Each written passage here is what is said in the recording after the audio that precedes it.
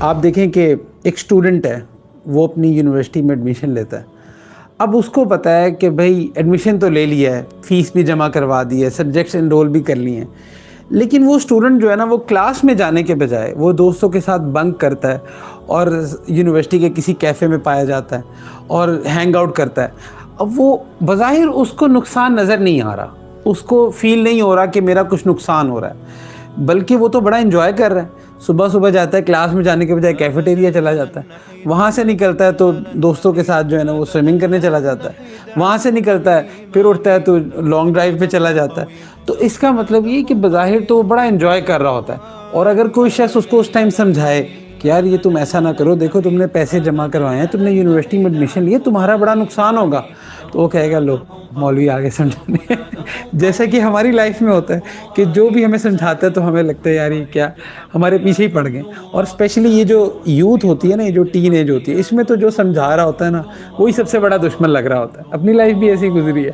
تو اسی طرح نا اب وہ اسٹوڈنٹ جس نے ایڈمیشن لیا ہوا ہے اور وہ کلاسز میں نہیں جا رہا بلکہ وہ ادھر ادھر گھوم رہا ہے، رومنگ اراؤنڈ کر رہا ہے، تو ایسے بندے کو بظاہر تو اپنا نقصان نظر نہیں آ رہا ہوتا، لیکن کوئی بھی سمجھدار بندہ اس کو عقل مند نہیں کہے گا.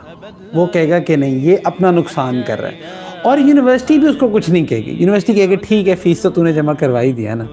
اب کیا ہوگا کہ جب پیپرز قریب ہوں گے، اب نہ اس نے کوئی کوئز اٹیمپٹ کیا ہے، نہ اس نے کوئی اسائنمنٹ اٹیمپٹ کیا ہے، نہ اس نے کوئی کلاسز لی ہیں، 2-3 مہینے کھل کے چل کیا، اس نے کھل کے دوستوں کے ساتھ ہینگ آؤٹ کیا ہے. اب جب فائنل پیپرز آنے لگیں گے تو سب سے پہلے تو یونیورسٹیز کو نوٹس دے گی کہ بھئی تم تو قابل ہی نہیں ہو کہ تم پیپرز میں بیٹھ سکو. پہلے تو اس کو اٹینڈنس کا مسئلہ ہوگا، اور اس کے بعد اگر کسی نہ کسی طرح وہ پیپرز میں بیٹھ بھی گیا تو اس نے تو چونکہ کچھ کلاس میں پڑھا ہی نہیں ہے، اس نے کوئی محنت ہی نہیں کی، اس نے کوئی نہ کوئی اٹیمپٹ کیا ہے، نہ کوئی اسائنمنٹ اٹیمپٹ کیا ہے. تو اس کا مطلب یہ ہے کہ اب یہ جو پیپر میں یہ اٹیمپٹ پہ جائے گا، یہ پیپر کو اٹیمپٹ کرنے کی کوشش کرے گا تو ڈیفینیٹلی فیل ہوگا. اور اس وقت اس کو اپنے نقصان کی سمجھ آئے گی کہ وہ جو میں ہینگ آؤٹ کیا کرتا تھا، وہ جو انجوائمنٹ میری چل رہی تھی، وہ جو لنچ اور ڈنر اور وہ سب کچھ چل رہا تھا، بظاہر تو مجھ پر کوئی پابندی نہیں تھی، لیکن الٹیمیٹلی مجھے نقصان اٹھانا پڑا، اور وہ پھر اچھا خاصا نقصان اٹھائے گا.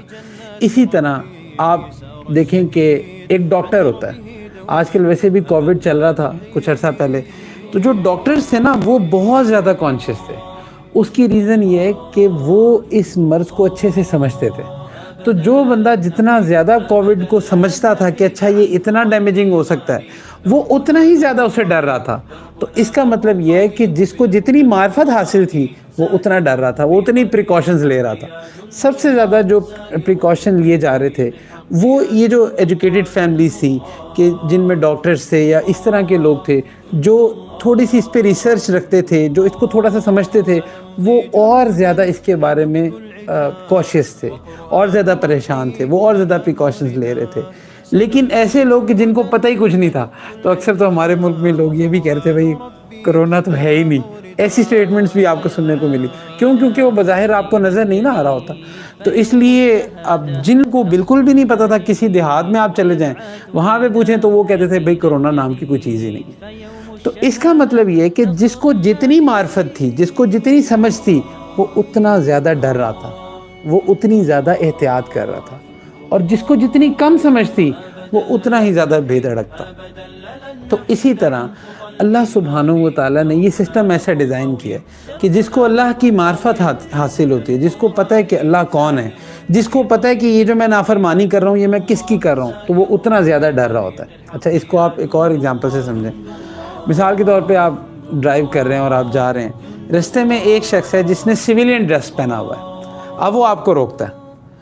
اب آپ کہتے ہیں یار یہ سویلین ہے، کون ہے، آپ اس کی روکنے کی پرواہ نہیں کرتے اور آپ آگے چلے جاتے ہیں. اچھا مثال کے طور پہ اب وہی بندہ ہے اور اس نے جو ڈریس پہنا ہوا ہے وہ پولیس کا ڈریس پہنا ہے. اب وہ آپ کو روکتا ہے تو آپ فوراً رک جائیں گے کہ بھئی ایسا نہ ہو یہ گاڑی میں چلان کر دے یا کچھ ایسا معاملہ کر دے. پہلے کیوں نہیں رکے اور اب کیوں رکیں؟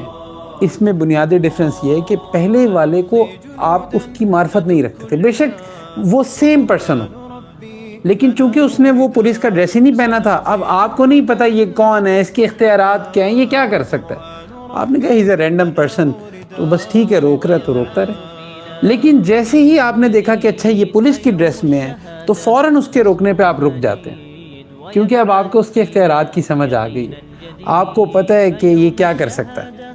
تو چونکہ آپ کو اس چیز کی سمجھ آ گئی، اس لیے آپ کو اس کے روکنے کی اہمیت کا بھی پتہ چل گیا کہ اچھا اگر یہ مجھے روک رہا ہے تو کیوں روک رہا ہے، یا اگر میں نہ رکا تو مجھے کون کون سے کانسیکوینسز بیئر کرنے پڑ سکتے ہیں۔ تو اسی طرح جب انسان کو اللہ سبحانہ و تعالیٰ کی معرفت حاصل ہوتی ہے، جب اس کو یہ سمجھ آتا ہے کہ اللہ سبحانہ و تعالیٰ ہیں کون، اللہ نے ہی مجھے بنایا ہے، اللہ نے اس پوری دنیا کو بنایا ہے، اللہ نے اس کائنات کو بنایا ہے، تو یہ جو تمام چیزیں بنائی ہیں یہ اللہ نے بنائی ہیں۔ تو اس کا مطلب اگر اللہ مجھے روک رہے ہیں اور میں نہیں رک رہا تو میں کیا کر رہا ہوں؟